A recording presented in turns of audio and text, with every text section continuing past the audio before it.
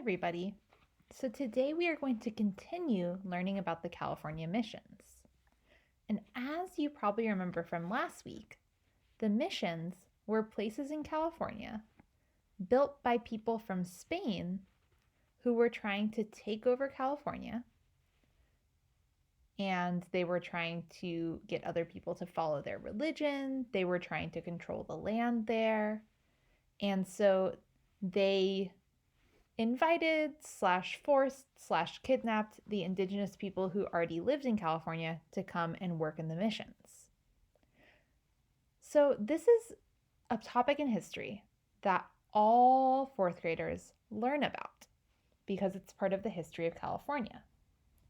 But like many topics, there are different points of view, ¿verdad? Diferentes puntos de vista, diferentes perspectivas, different perspectives on this issue. So depending on who's telling you the story, you might hear a pretty different side of it. And that's why it's important for us to think about, first, where our information is coming from, and second, who's telling the story, and whose perspectives are being included and whose perspectives are getting left out. So today we're going to see two different documents. Document A is a history text written for fourth graders.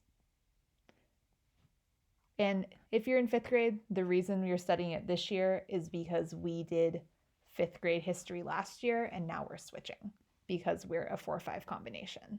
So if you're like, why am I learning fourth grade history? Because you didn't learn it last year. You know, it's history.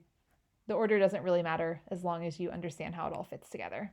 Anyway, document A was written for students. Document B is for a more general audience. And this video shows two different indigenous people who live in California. They both actually work at Mission Dolores. And this first gentleman here is an indigenous person. He's a Ohlone, and he's also a Catholic priest. So it's really interesting because he really understands both sides of this history.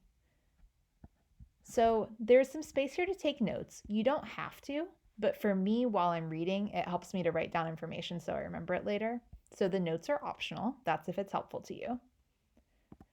And after you look at both of those documents, you can think about whose perspective are those documents from, what stories are being told, and what stories are left out.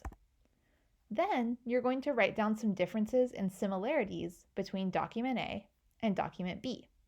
So this is the page where I should see all of your writing. So esa es la página que yo voy a mirar. Esa es la página donde tú vas a escribir las diferencias y similitudes entre los dos documentos. Y no me digas que uno es un video y el otro es escrito. Eso ya sabemos. Estoy hablando del contenido, de lo que ellos están diciendo. So don't tell me one's a video and one's written down. We already know that. Talk about the content of those documents. What is it that they are saying? All right, you ready? Let's get started.